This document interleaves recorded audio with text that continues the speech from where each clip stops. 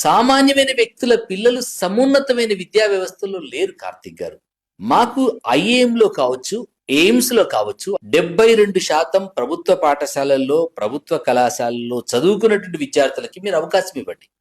సమానత్వం సహజంగా సమాజంలో రాగలుగుతుంది. బక్క చిక్కినోడికి బలిసినోడికి బరిగిస్తే గెలిసేది బలిసిన వాడే. 3వ తరగతిలో, 2వ తరగతిలో, 5వ తరగతిలో ఐఐటి ఫౌండేషన్ కోర్సు పెట్టినోడు లక్షల రూపాయలు వేసి కొనుక్కున్నవాడు ఐఐటికి వెళ్తున్నాడు. అణగారిన బిడ్డలు అక్కడే అడ్డా మీద కూలీలుగా మిగిలిపోతున్నారు. ప్రభుత్వ పాఠశాలల్లో చదువుకున్న విద్యార్థులకి, ప్రభుత్వ కళాశాలల్లో చదువుకున్న విద్యార్థులకి వెయిటేజ్ ఇవ్వండి. ఈ దేశంలో కరప్షన్ ఆగుతుంది. ఈ దేశంలో సేవా రంగాలు మెరుగుపడతాయి. ఈ దేశంలో సమానత్వం రావడానికి అవకాశం ఉంటుంది. అన్ని రంగాల్లో ప్రభుత్వ పాఠశాల బిడ్డలు రావడానికి అవకాశం ఉంటుంది. నీకు ప్రభుత్వ బడి వద్దు, ప్రభుత్వ కళాశాల వద్దు, కానీ ప్రభుత్వ ఉద్యోగం కావాలా? 1వ తరగతి నుంచి 10వ తరగతి వరకు ప్రభుత్వ పాఠశాలల్లో చదువుకున్న విద్యార్థులకి, +1, +2 ఇంటర్మీడియట్ ప్రభుత్వ కళాశాలల్లో చదువుకున్న విద్యార్థులకి ఎంసెట్ గాని, నీట్ కానీ, జేఈ మెయిన్స్ అండ్ అడ్వాన్స్ లో కానీ మీరు వెయిటేజ్ ఇవ్వండి. ఒక కూలీ పిల్లవాడు డాక్టర్ పిల్లవాడితో కలిసి చదువుకోగలిగితే న్యాచురల్ కూలీ పిల్లవాడు రాణించడానికి అవకాశం ఉంటుంది.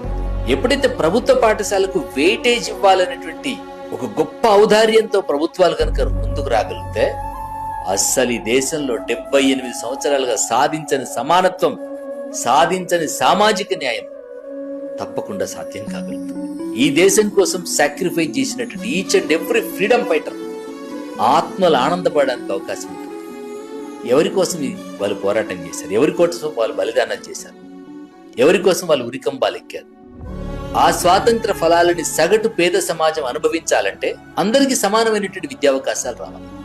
అందరికీ సమానమైన విద్యావకాశాలు రావాలంటే సంపన్న పిల్లలు, సగటు పేద పిల్లలు సమానంగా కూర్చొని చదువుకునేటువంటి వాతావరణం కావాలి.